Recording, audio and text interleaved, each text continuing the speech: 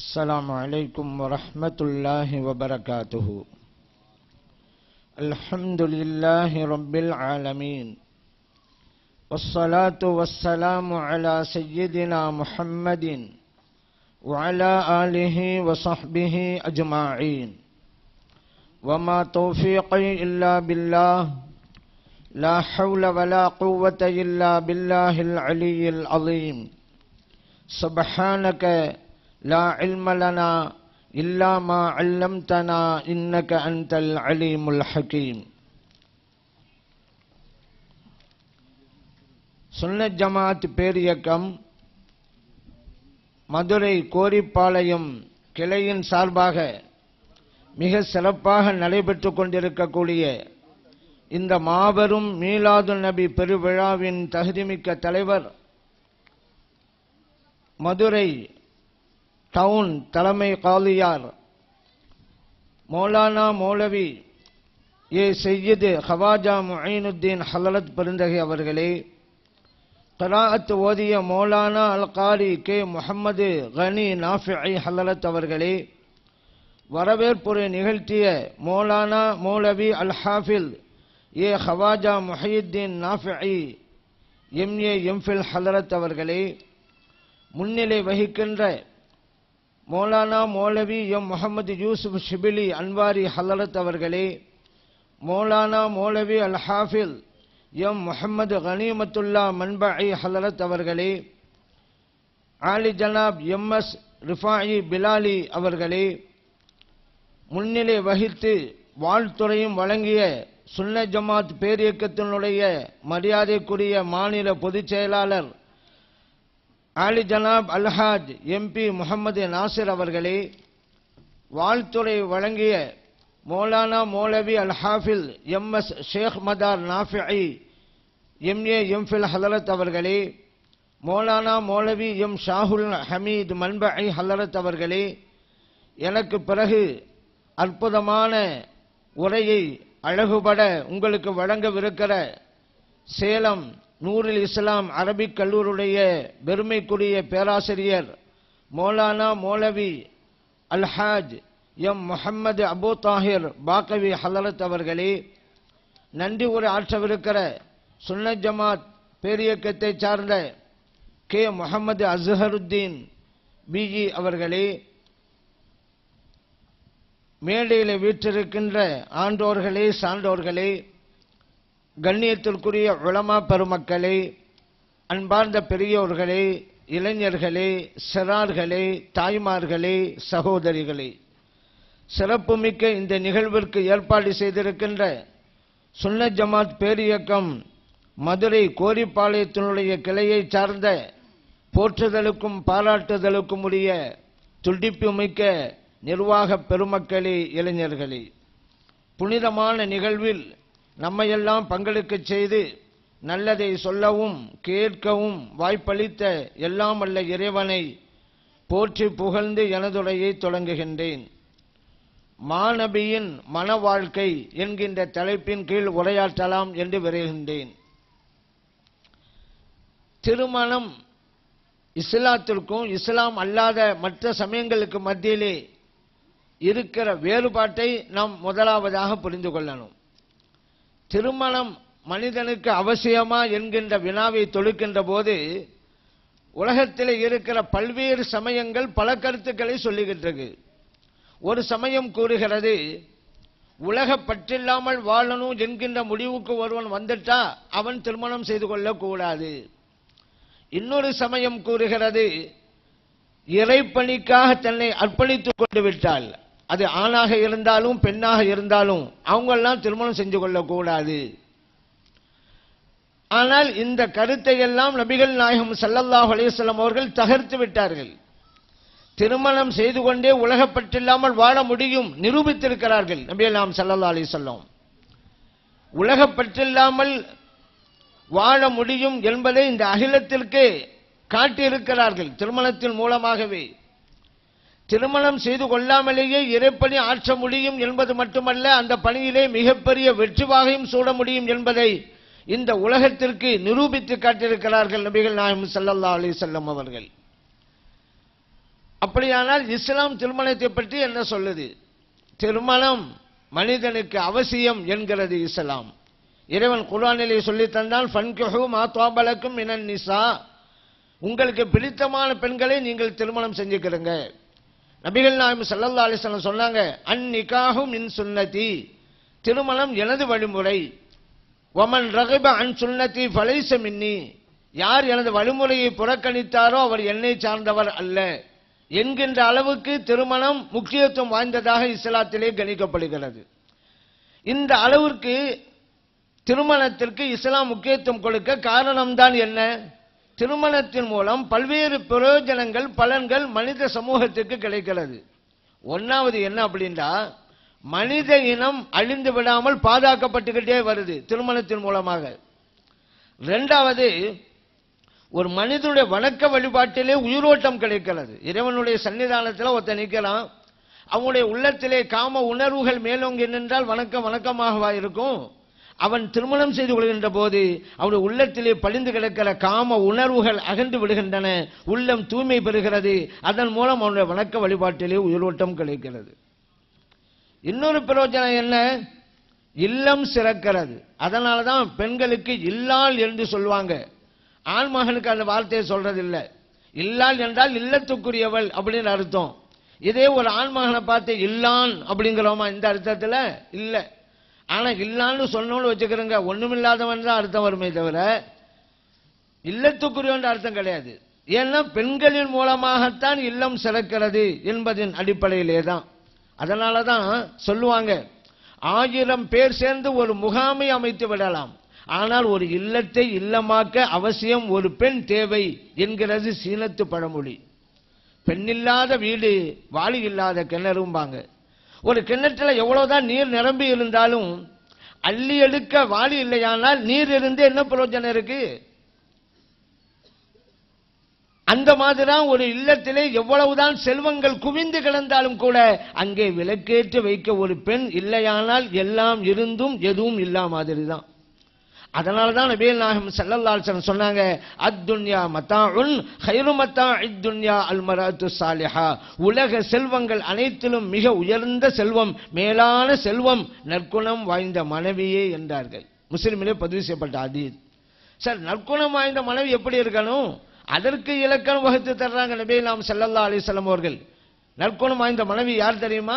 நல்ல மனைவி யார் தெரியுமா? அவளை நீ பார்க்கின்ற போது உனக்கு சந்தோஷத்தை கொடுப்பாள், அவளுக்கு நீ கட்டளையிட்டால் உனக்கு வழிபட்டு நடப்பாள், நீ இல்லாத நேரத்திலே உனது பொருளையும் பாதுகாப்பாள், உனது மானத்தையும் பாதுகாப்பாள், அவள் தான் மிகச்சிறந்த மனைவி என்று இலக்கணம் வகுத்து கொடுத்தார்கள் நபிகள் நாயகம் ஸல்லல்லாஹு அலைஹி வஸல்லம் அவர்கள்.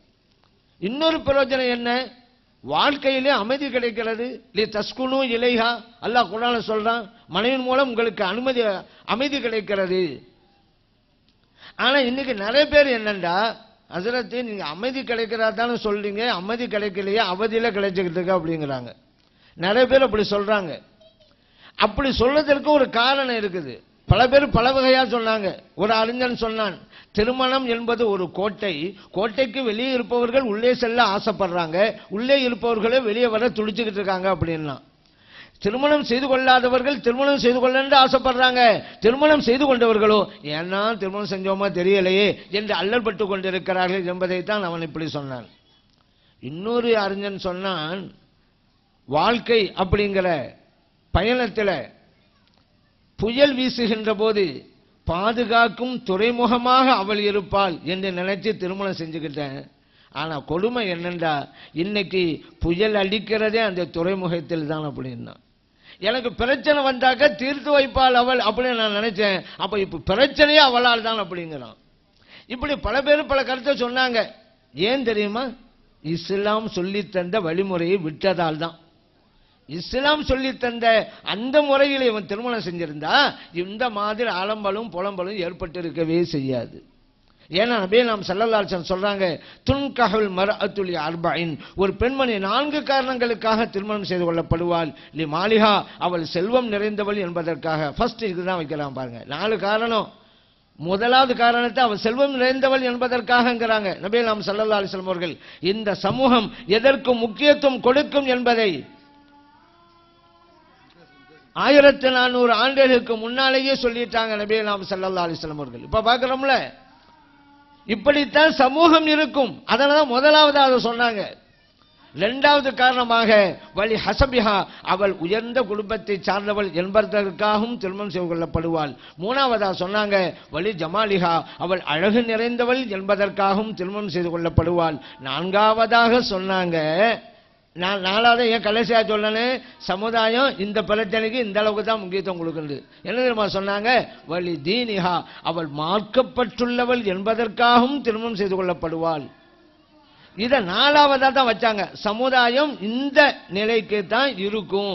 இந்த விஷயத்துல 1400 ஆண்டுகளுக்கு முன்னாலே சொல்லிட்டாங்க. ஏன் சமூகத்தை பற்றி அற்புதமாக புரிந்து வைத்திருந்தாங்க இறை தூதர் ஸல்லல்லாஹு அலைஹி வஸல்லம் அவர்கள்.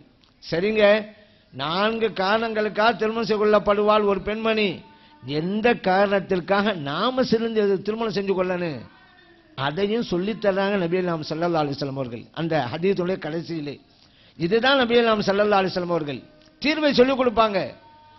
மற்ற அறிஞ தலைவர்கள்லாம் இருக்கிறாங்க, பிரச்சனைகள் அலசுவாங்க அலசிக்கிட்டே போவாங்க, தீர்வு என்ன சொல்லாம போயிடுவாங்க. ஆனா நபிகள் நாயகம் ஸல்லல்லாஹு அலைஹி வஸல்லம் அவர்கள் பிரச்சனைகளை அலசுவார்கள், தீர்வையும் சொல்லிக் கொடுப்பாங்க. இந்த 4 காரணங்களுக்காக திருமணம் செய்து கொள்ளப்பட்டாலும் கூட நீங்கள் எந்த காரணத்துக்காக திருமணம் செய்து கொள்ள வேண்டும்ங்கிறத கடைசியாக சொன்னாங்க. மார்க்கப்பட்டுள்ள பெண்ணை திருமணம் செய்து கொண்டு உன் வாழ்க்கையிலே வெற்றி அடைந்து கொள் என்றார்கள். புகாரிலே பதிவு செய்யப்பட்ட ஹதீஸ். மார்க்கப்பட்டுள்ள பெண்ணை திருமணம் செஞ்சுக்க என்ன மட்டும் சொல்லல, அந்த பெண்ணை திருமணம் செஞ்சுக்க வாழ்க்கையில வெற்றி அடைஞ்சுக்கன்னாங்க. அப்படின்னு அர்த்தம், வாழ்க்கையின் வெற்றி அதில் தான் இருக்கிறது அப்படின்னு அர்த்தம். அதை செய்யாததுனால தான் எதுக்கு முக்கியத்துவம் கொடுக்கணுமோ, எந்த காரணத்துக்காக திருமணம் செஞ்சு கொள்ளணுமோ அதை செய்யாம பணத்துக்கும் மற்றதுக்கும் முக்கியத்துவம் கொடுத்ததுனால தான் இப்படி எல்லாம் அலம்பலும் புலம்பலும், அமைதி இல்லை அவதி அப்படி சொல்றதுக்கெல்லாம் காரணம் அதனால தான். மார்க்கம் சொல்கிற அந்த காரணத்திற்காக, மார்க்கப்பட்டிற்காக, நன்னடத்தை உள்ளவள் என்பதற்காக, ஒழுக்கம் உள்ளவள் என்பதற்காக, பண்புள்ளவள் என்பதற்காக திருமணம் செய்து கொண்டா வாழ்க்கையிலே அமைதி கிடைக்கும், மகிழ்ச்சி கிடைக்கும். அதுல என்ன சந்தேகம் இருக்கு? இப்ப நபிகள் நாம் ஸல்லல்லாஹு அலைஹி வஸல்லம் அவர்கள் எப்படி தங்க மனைவியாரோடு வாழ்ந்தாங்க அதை நம்ம யோசிச்சு பார்க்கணும்ல. நீ சின்ன சின்ன பிரச்சனைக்கெல்லாம் விட்டு கொடுத்தல்ங்கிறது இல்லை. ஒரு தவறே நடந்துட்டா கூட அந்த தவறு என்னால தாங்க நடந்துச்சு அப்படி ஏற்றுக்கொள்கிற மனப்பாவம் கணவனுக்கும் இல்லை மனைவிக்கும் இல்லையே. கணவர் வீட்டுக்குள்ள நுழைகிறாரு, ஒரு பொருள் வழியில இருக்குது, காலில் பட்டுச்சு, உடனே வீட்டில் உள்ள பெண்களை தான் குறை சொல்றாரு. ஒரு பொருளை எங்க வைக்கணும் தெரியாத, கண்ட இடத்துல வச்சிட வேண்டியது அப்படிங்கிறாரு. அந்த அம்மா சொன்னாங்க, உங்களுக்கு கண்ணி எங்க போச்சு பார்த்து வர வேண்டியதானேன்னாங்க. இவரு அவங்க மேல குறை சொல்றாரு, அவங்க இவர் மேல குறை சொல்றாங்க. ஏன் அப்படி செய்யலன்னு, ஒரு தப்பு நடந்துட்டா அது என்னுடைய தாங்க வேண்டியதானே. உள்ள நுழைஞ்சார்ல, பாத்திர கால் பட்டுச்சுல, இவர் என்ன சொல்லியிருக்கானு, தப்பு என்னுடையது, நான் தான் பார்த்து வந்திருக்கேன்னு அப்படின்னு சொல்லியிருக்கலாம்ல. அப்ப அந்த அம்மா அப்ப என்ன சொல்லுவாங்க, இல்லங்க தப்பு என்னுடையதாங்க, நான் தாங்க அங்க வச்சிருக்க கூடாது அப்படிமாங்கல்ல. ஒரு தவறு நம்ம மேல போட்டுக்கிட்டா பிரச்சனை சால்வ் ஆயிரும். ஆனா அடுத்தவன் மேல போடுறதுதான் பிரச்சனை. அதனால நம்ம என்ன செய்யணும், அந்த மாதிரி கட்டங்கள்ல எல்லாம் தப்பு என்னுடையது, நான் தான் பார்த்து வந்திருக்கேன்னு அப்படி சொல்லணும். ஆனா சில தாய்மார்கள் இருக்கிறாங்க, நம்ம சொல்லுவோம் தப்பு என்னுடையது, நான் தான் பார்க்காம வந்துட்டேன். அப்ப அவங்க சொல்லுவாங்க, என்னைக்கு தான் பார்த்து வந்தீங்க, இன்னைக்கு பார்த்து வரேன்றாங்க. அப்படி சில பேர் இருக்கிறாங்க, அவர்கள் நம்ம விட்டுருவோம். ஒரு மனிதனுடைய இயல்பு அழுத்துவ மேல குறை வைக்கிறது தான். இவன் போய் சுவத்துல முட்டிக்கிட்டு சோறு முட்டிருச்சும்மா, இவன் போய் கதவுல இடிச்சுக்கிட்டு கதவு இடிச்சிருச்சும்மா. ஒரு இடத்துல ஒரு முள்ளு இருக்கும், தான் உண்டு தான் ஆள் உண்டு, அது பாட்டு இருக்கும். இவன் நேரா போய் காலை வச்சுட்டு முள்ளு குத்திருச்சும்மா. என்ன முள்ளு குத்திருச்சு, முள்ள குத்திக்கிட்டேன்னு சொல்லணும் நீ. ஆனா அப்படி சொல்றது இல்லை. இது மனிதனுடைய இயற்கை குணம். இப்போ குடும்ப வாழ்க்கையில சந்தோஷமா இருக்கணும்னு சொன்னா ஒரு தவறு நடந்துட்டா அது நம்முடைய தான் ஏற்றுக்கொள்ளணும். நபி நாம் ஸல்லல்லாஹு அலைஹி வஸல்லம் அவர்கள் துணைவியாரோடு எப்படி வாழ்ந்தாங்க யோசிச்சு பாருங்க. ஓட்டப்பந்தயம் நடந்துச்சே, ஏன் ஓட்டப்பந்தயம்லாம் நடத்தானே? நபி நாம் ஸல்லல்லாஹு அலைஹி வஸல்லம் அவர்கள் ஒரு பயணத்தில் இருக்கும் பொழுது ஆயிஷா சித்திகா ரலியல்லாஹு அன்ஹா அவங்க கூட ஓட்டப்பந்தயம் நடத்துறாங்க. அருமை தோழர்கள் சொன்னாங்க, தோழர்களே நீங்களாம் முன்னால போங்க அப்படின்ட்டாங்க. அவங்களும் முன்னால போயிட்டாங்க. இப்போ ஓட்டப்பந்தயம் நடக்குது. ஆயிஷா சித்திகா ரலியல்லாஹு அன்ஹா சொல்றாங்க, அப்போது நடந்த ஓட்டப்பந்தயத்தில் நான் ஒல்லியா இருந்தேன், அதனால நான் ஜெயிச்சிட்டேன். அது பிறகு இன்னும் கொஞ்சம் காலத்துக்கு பிறகு இன்னொரு ஓட்டப்பந்தயம் நடக்குது. அப்போ நபி நாம் ஸல்லல்லாஹு அலைஹி வஸல்லம் தோழர்களுக்கு சொன்னாங்க, நீங்கெல்லாம் கொஞ்சம் முன்னால போங்க. அவங்களும் முன்னால போயிட்டாங்க. ஆயிஷா சித்திகா ரலியல்லாஹு அன்ஹா சொல்றாங்க, இப்பொழுது இரண்டாவது நலஞ்சில பந்தயம். அப்ப நான் கொஞ்சம் பருமனா இருந்தேன். நபி நாம் ஸல்லல்லாஹு அலைஹி வஸல்லம் வேகமா ஓடி என்ன ஜெயிச்சிட்டாங்க. அப்ப நபி நாம் ஸல்லல்லாஹு அலைஹி வஸல்லம் சொல்றாங்க, ஹாதிஹி பித்தில்க சபகா, ஆயிஷாவே அன்று நடந்த பந்தயத்துல என்ன நீ ஜெயிச்சிட்ட, இப்ப நடந்த பந்தயத்துல உன்ன நான் ஜெயிச்சிட்டேன், அதற்கு இது சரியா போச்சுன்னாங்க நபி நாம் ஸல்லல்லாஹு அலைஹி வஸல்லம் அவர்கள். அபூ தாவூதிலே பதிவு செய்யப்பட்ட ஹதீஸ். ஏன் ஓட்ட பந்தயம் நடத்தினே? இல்லை தங்க பதக்கமா கிடைக்க போகுது, வெள்ளி பதக்கம் கிடைக்க போதா? ஏன் குறைஞ்சபட்சம் ஒரு வெங்கல பதக்கமா கிடைக்க போதா? இல்ல. ஏன் ஓட்டப்பந்தயம் நடத்துறாங்க? மனைவிக்கு மகிழ்ச்சியை கொடுக்கணும். அது எந்த வகையில் கொடுக்கணுமோ அந்த வகையில கொடுக்கலாம். இப்படி ஓட்டப்பந்தயம் நடத்தி அவங்களை ஜெயிக்க விட்டுட்டா எவ்வளவு சந்தோஷம். நான் ஜெயிச்சிட்டேன் அப்படின்னு நினைக்கிறாங்கல்ல, அது ஒரு சந்தோஷம் தானே. விட்டு கொடுத்து சந்தோஷத்தையும் கொடுக்கணுங்க. ஆனா இன்னைக்கு என்ன நினைக்கிறாங்க, சந்தோஷம் அப்படின்றாலே காஞ்சி பட்டு கொடுக்கணும், அப்பதான் சந்தோஷம். அப்படிலாம் கிடையாது. அதே போல பணம் துட்டு கொடுக்கணும், அப்பதான் சந்தோஷம் அப்படி நினைக்கிறாங்க. அப்படியெல்லாம் இல்லை. அல்லது நகை நட்டு கொடுக்கணும், அப்பதான் சந்தோஷம், அப்படியும் இல்லை. நீங்க விட்டு கொடுங்க, அது மூலமும் சந்தோஷம். அதைத்தான் நபி நாம் ஸல்லல்லாஹு அலைஹி வஸல்லம் இங்கே செய்றாங்க. அதனாலதான் வேண்டுமென்றே தோற்கிறார்கள். முதலாவது நடந்த பந்தயத்துல ஆயிஷா சித்திகா ரலியல்லாஹு அன்ஹா சொல்றாங்க, நான் ஒல்லியா இருந்தா வேகமா ஓடி ஜெயிச்சுட்டேங்கிறாங்க. அவங்க ஒல்லியா தான் இருந்தா என்ன, நபி நாம் ஸல்லல்லாஹு அலைஹி வஸல்லம் அவர்களை மிஞ்ச முடியுமா? வேகமா ஓடி ஜெயிச்சிட முடியுமா? நபிகள் நாம் ஸல்லல்லாஹு அலைஹி வஸல்லம் விட்டு கொடுக்குறாங்க, மனைவி ஜெயிக்கட்டும். அதனால மெதுவா ஓடுறாங்க, மனைவி ஜெயிக்கட்டும் அப்படின்னு. ஏங்க நம்ம வீட்டு பெண்களுக்கு நமக்கு ஓட்டப்பந்தயம் நடக்குன்னு வச்சுக்கிறோங்க, யார் ஜெயிப்பாங்க? நம்ம ஜெயிப்போமா, வீட்டு பெண்கள் ஜெயிப்பாங்களா? அப்படி நபி நாம் ஸல்லல்லாஹு அலைஹி வஸல்லம் பல மனிதர்களுடைய வலிமையும் ஆற்றலையும் கொடுக்கப்பட்டவங்க. சிட்டா பறஞ்சு அங்க போய் நிற்பாங்க, கண்மூடி கண்டு அங்க நிற்பாங்க. ஏன் தோற்கிறாங்க? மனைவியை வெற்றி பெற வைக்க வேண்டும் என்பதுதான். அது மட்டுமல்ல, மனைவியிடம் தோற்பதுதான் வாழ்க்கையில் வெற்றி அப்படிங்கறத நம்ம காமிக்கிறாங்க. மனைவியிட தோற்று போங்க. சில வீடுகளை பிரச்சனை வரும், கணவன் மனைவிக்கு, நீயா நானா? அப்ப இவர் என்ன சொல்லுவாரு, என்ன தெரிஞ்சா ஆம்பளைங்க, ஒரு பொம்பளைட்டு எப்படிங்க கீழ்ப்படிஞ்சு போறேன்னு நினைப்பாரு. அந்த விஷயத்துல வேண்டுமானால் மனைவியை கூட அவர் வென்று விடலாம், ஆனால் வாழ்க்கையில் தோற்று போய் விடுவார். யாரெல்லாம் மனைவியிடம் தோற்கிறார்களோ அவர்கள் வாழ்க்கையில் வெற்றி பெறுகிறார்கள். யாரெல்லாம் மனைவியிடம் வெற்றி பெறுகிறார்களோ அவர்கள் வாழ்க்கையில் தோற்று போய் விடுகிறார்கள். மனைவியிடம் தோற்க வேண்டும், அந்த பாடத்தை தான் நபி நாம் ஸல்லல்லாஹு அலைஹி வஸல்லம் சொல்லி தர்றாங்க. அதனால் தான் வேண்டுமென்றே தோற்கிறார்கள், விட்டு கொடுக்க வேண்டும். ஆனா சின்ன சின்ன பிரச்சனைகள்லாம் இவர் ஒண்ணு கேட்பாரு, அவங்க ஒண்ணு சொல்றாங்க. பொதுவா சொல்லுவாங்கல்ல, என்ன நான் ஒண்ணு கேட்கிறேன் நீ ஒண்ணு சொல்றீங்க, அது ரெண்டு தரப்புலையும் உண்டு. நபி நாம் ஸல்லல்லாஹு அலைஹி வஸல்லம் அவர்கள் ஒரு மனைவியோட உணர்வு என்ன என்பதை புரிந்து நடப்பார்கள். அப்படிதான் கணவன் மனைவி நடக்கணும். நபி நாம் ஸல்லல்லாஹு அலைஹி வஸல்லம் ஒரு சமயத்தில் சொன்னாங்க, ஆயிஷா சித்திகா ரலியல்லாஹு அன்ஹா அவங்கள பார்த்து, ஆயிஷாவே எப்ப என் மேல நீ பிரியமா இருக்கிற நான் கண்டுபிடிச்சிருவானே அப்படின்னாங்க. எப்ப என் மேல நீ வருத்தமா இருக்கிற அதையும் கண்டுபிடிச்சிருவாங்கிறாங்க. ஆயிஷா சித்திகா ரலியல்லாஹு அன்ஹா ஆச்சரியத்தோடு கேட்டாங்க, அது எப்படி யாரை சொல்ல நீங்க கண்டுபிடிக்கிறீங்க? நபி நாம் ஸல்லல்லாஹு அலைஹி வஸல்லம் சொன்னாங்க, ஆயிஷாவே நீ ஏதாவது ஒரு விஷயத்துல சத்தியம் செய்யறான்னு வச்சுக்கவேன், வ ரப்பி முஹம்மதின், முஹம்மது ஸல்லல்லாஹு அலைஹி வஸல்லம் அவர்களுடைய இறைவனின் மீது சத்தியமாக அப்படின்னு நீ சொல்லுவ, அப்ப நான் புரிஞ்சுக்கிருவேன் என் மேல நீ பிரியமா இருக்கிறேன். சில கட்டங்களில் சத்தியம் செய்யும்போது என் பேரை சொல்றது இல்லை, வ ரப்பி இப்ராஹிம், இப்ராஹிம் அலைஹிஸ்ஸலாம் அவர்களுடைய இறைவனின் மீது சத்தியமாக. ஆஹா நம்ம பேரை சொல்லலையே, ஏதோ வருத்தம் போல புரியுதுன்னு நான் வழங்கிடுவேன். இப்ப ஆயிஷா சித்திகா ரலியல்லாஹு அன்ஹா சொன்னாங்க, உண்மைதான் யா ரசூலல்லாஹ், ஆனால் அந்த நேரத்திலும் தங்களுடைய பெயரை கூறுவதைத்தான் நான் விடுகிறேனே தவிர உங்களுடைய நாமம் உங்களுடைய சிறப்பு என்னுடைய நெஞ்சமெல்லாம் நிரம்பி இருக்கிறது என்றார்கள் ஆயிஷா சித்திகா ரலியல்லாஹு அன்ஹா அவர்கள். இப்ப வீட்டுக்கு வந்தா மனைவியினுடைய நிலை என்ன அதை புரியணும் கணவர், அது தகுந்தவாறு நடக்கணும். அப்படித்தான் மனைவியும் வர்றாங்க கணவர், அவளுடைய மனநிலை என்ன அதை புரிஞ்சு நடக்கணும். வெளியில 1000 பிரச்சனை ஏற்படலாங்க இவருக்கு, அது அப்படியே பிரச்சனை வீட்டுக்கு கொண்டு வந்து மனைவி போய் காமிச்சிட்டு இருக்க கூடாது. வெளியில எவனா பேசிருப்பான், ஏமாத்திருப்பான், வருத்தம் இருக்கும், கோபம் இருக்கும், அதையெல்லாம் வீட்டுக்கு வந்து மனைவி கொண்டு போய் காமிக்கிறது. நீங்க எப்ப வீட்டுக்குள்ள நுழையிறீங்களோ, வீட்டுக்குள்ள நுழையும் பொழுது உங்களுடைய செருப்பை கழட்டி வைப்பீங்கல்ல, அங்கேயே வெளிப்பிரச்சனை கழட்டி வச்சுட்டு உள்ள போங்க. நீங்க வெளியில வியாபாரியா இருக்கலாம், அதிகாரியா இருக்கலாம், உள்ளுக்கு போகும்போது ஒரு கணவரா தான் உள்ளுக்கு போகணும். வெளியில உங்களுக்கு எத்தனையோ சிறப்புகள் இருக்கலாம், மனைவி அதெல்லாம் பார்க்க மாட்டாங்க. கணவர் அப்படி ஒரு பார்வை தான் அவங்கள்ட்ட இருக்கும். ஊரெல்லாம் புகழும். ஆனா நீங்க உள்ளுக்கு போனீங்களாக்கா அதுவும் எதிர்பார்ப்பா உள்ள போக கூடாது. ஏன்? மனைவி உங்களை கணவரா தான் பார்ப்பாங்க. ஊருக்கு ராஜா அதெல்லாம் பார்க்க மாட்டாங்க.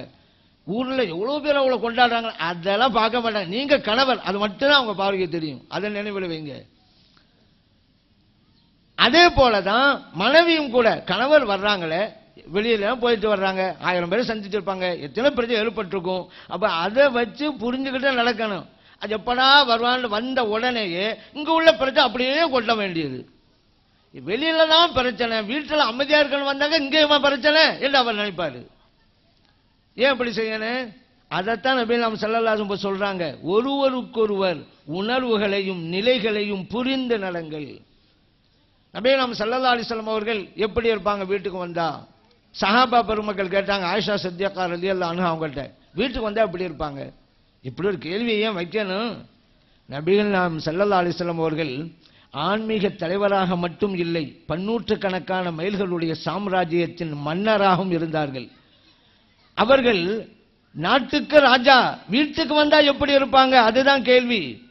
ஆயிஷா சித்திகா ரலியல்லாஹு அன்ஹா சொன்னாங்க, நபியே நாம் ஸல்லல்லாஹு அலைஹி வஸல்லம் வீட்டுக்கு வந்துட்டா வீட்டை சுத்தம் செய்வாங்க, ஆட்டிலே பால் கறப்பாங்க, அவங்களுடைய செருப்பு அருந்து போய்விட்டா தைத்துக் கொள்வாங்க, அவங்க வேலையை அவங்களே பார்ப்பாங்க, மனைவியருக்கு துணையாக இருப்பாங்க, பாங்கொலி சப்தம் கேட்டுட்டா பள்ளி வாசலுக்கு விரைந்து சென்றுடுவாங்க.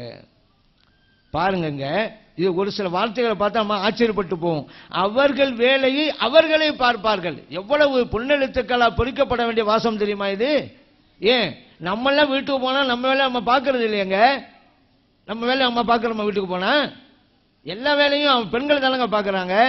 ஒரு ஆள் சொன்னாரு, இல்லங்க என் வேலையை நான் தாங்க பார்க்கறேன் அப்படின்றாரு. அப்படி என்னங்க வேலையை நீங்க பார்க்கறீங்க? சாப்பிடுற வேலை நான் தான் பார்க்கறேன். சரி, சமைச்சு வச்சது யாரு? உங்க துணிகளை துவைச்சு வச்சது யாரு? காய போட்டது யாரு? அயன் பண்ணி மடிச்சு வச்சது யாரு? உங்க துணி தானே. நீங்கள் உங்களுடைய வேலையில் அது பெண்களை பார்க்கறாங்க. சரி, இவ்வளவு பண்ணி வச்சுட்டாங்கல்ல, இவர் சட்டை வேணும் பேண்ட் வேணும், அப்பாவது இவர் போய் பீரோல திறந்து எடுத்து போடுவான்னு நினைக்கிறீங்களா? அப்பவும் அந்த பெண்களை தான் கூப்பிடுவாரு. வேட்டி எடுத்துடுவா, சட்டை எடுத்துடுவான் பாரு, பேண்ட் எடுத்துடுவான் பாரு. அதுல கொஞ்சம் லேட் ஆயிட்டா அதுக்கு ஒரு சத்தத்தை போடுவார், என்ன இவ்வளவு லேட் அப்படிம்பாரு. இப்பத்தான் நபிகள் நாம் ஸல்லல்லாஹு அலைஹி வஸல்லம் அவர்களை பார்க்கிறோம். அவர்கள் வேலையை அவர்களே பார்ப்பார்கள். நபிகள் நாம் ஸல்லல்லாஹு அலைஹி வஸல்லம் அவங்களை பத்தி அல்லாஹ் குர்ஆன்ல சொல்றான்ல, லக்கத் கான லக்கும் ஃபீ ரசூலில்லாஹி உஸ்வத்துன் ஹஸனா. இறை தூதர் ஸல்லல்லாஹு அலைஹி வஸல்லம் அவர்களிடத்திலே உங்களுக்கு அழகிய முன்மாதிரி உண்டு. எல்லா துறைகளுக்கும், அரசியலா, ஆன்மீகமா, படிப்பா, கல்வியா, குடும்பமா, எல்லாத்துக்கும், குடும்பவியல் வாழ்க்கைக்கும் நபிகள் நாம் ஸல்லல்லாஹு அலைஹி வஸல்லம் அவர்கள் முன்மாதிரியா இருக்கிறாங்க. அதே போல பாருங்க, மனைவியருக்கு துணையாக இருப்பாங்க. எவ்வளவு அற்புதமான வார்த்தை தெரியுமா? நம்ம எல்லாம் வீட்டுக்கு போனா மனைவி துணையா இருக்கிறது இல்ல. நம்ம துணையா இல்லாவிட்டாலும் அவங்க செஞ்சிருவாங்க தான் வேலையை. ஆனாலும் கொஞ்சம் சின்ன சின்ன உதவிகள் நீங்க செஞ்சு பாருங்க, அவங்களோட உள்ளத்துல நீங்க இடம் பிடிச்சிருங்களேங்க. அவங்க காய்கறி அழுக்கும் போது அதை வாங்கி நீங்க 2 அறுத்து கொடுங்க, நீங்க செஞ்சுக்கலன்னு வச்சுக்கிறீங்க. ஏன்னா அவங்களால செய்ய முடியாது. அவ்வளவு வேலை பார்க்கும்பொழுது 2 கத்தரிக்காயும் தக்காளி அறுக்க தெரியாது, முடியும். ஆனா நீங்க அதை அறுத்து கொடுக்கும்போது அவங்க மனசுல என்ன நினைக்கிறாங்க? நம்முடைய சுமையை குறைக்கணும்னு நம்ம கணவர் விரும்புறாரு. அந்த ஒரு எண்ணத்தை பிடிக்கிறதே தான், அதை செய்யணும்.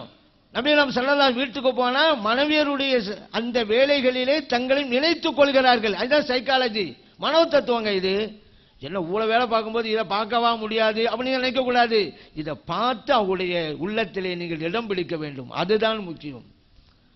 அதே போல நபிகள் நாம் ஸல்லல்லாஹு அலைஹி வஸல்லம் அவர்கள் ஒரு சமயத்தில் வீட்டுக்கு வர்றாங்க. வெளியூர் பயணத்திலிருந்து வந்ததுக்கு பிறகு ஆயிஷா சித்திகா ரலியல்லாஹு அன்ஹா அவங்க வீட்டில் இருக்கும் பொழுது ஒரு அலமாரியில ஒரு திரைச்சீலை போடப்பட்டிருக்கிறது. காத்து கொஞ்சம் வேகமா வீசுது, திரைச்சீலை அகல்கிறது. உள்ளே இருக்கிற பொம்மைகள் எல்லாம் பார்க்கறாங்க நபிகள் நாம் ஸல்லல்லாஹு அலைஹி வஸல்லம் அவர்கள். அந்த பொம்மைகளில் ஒரு பொம்மை குதிரை பொம்மை, அந்த குதிரை பொம்மையிலே 2 ரெக்கைகள் பொருத்தப்பட்டுள்ளன. இப்ப நபிகள் நாம் ஸல்லல்லாஹு அலைஹி வஸல்லம் அவர்கள் ஆயிஷா சித்திகா ரலியல்லாஹு அன்ஹா அவங்களை கூப்பிடுறாங்க, பக்கத்தில் வச்சுக்கிட்டாங்க. இப்ப செய்தி கொடுக்கறாங்க, கேள்வியை கேட்கிறாங்க. பேச்சு கொடுக்கணுங்கிறதுனால கேள்வியை கேட்கிறாங்க. என்ன ஆயிஷாவே இவெல்லாம் என்ன அப்படிங்கிறாங்க. ஏன் தெரியாதா? அதான் பார்த்தாச்சே. ஏன் கேட்கிறாங்க? பேச்சு கொடுக்கணும். ஆயிஷா சித்திகா ரலியல்லாஹு அன்ஹா சொன்னாங்க, இதெல்லாம் என் புள்ளே ஓன்னாங்க. சரி, விளையாட்டு பொம்மைகள். அந்த குதிரை பொம்மை சுட்டி காட்டி, இது என்ன மாஹாதா? ஆயிஷா சித்திகா ரலியல்லாஹு அன்ஹா சொன்னாங்க, ஹதா ஃபரஸ், இது குதிரை. மல்லதி அலைஹி ஸல்லல்லாஹு கேட்கறாங்க, அந்த குதிரைக்கு மேல என்ன இருக்கு? ஆயிஷா சித்திகா ரலியல்லாஹு அன்ஹா சொன்னாங்க, ஜனாஹானி, 2 ரெக்கைகள். இப்ப நபி நாம் ஸல்லல்லாஹு அலைஹி வஸல்லம் கேட்கறாங்க, ஃபரசுன் லஹு ஜனாஹானி, ரெக்கைகள் முளைத்த குதிரைமா உலகத்தில் இருக்கு?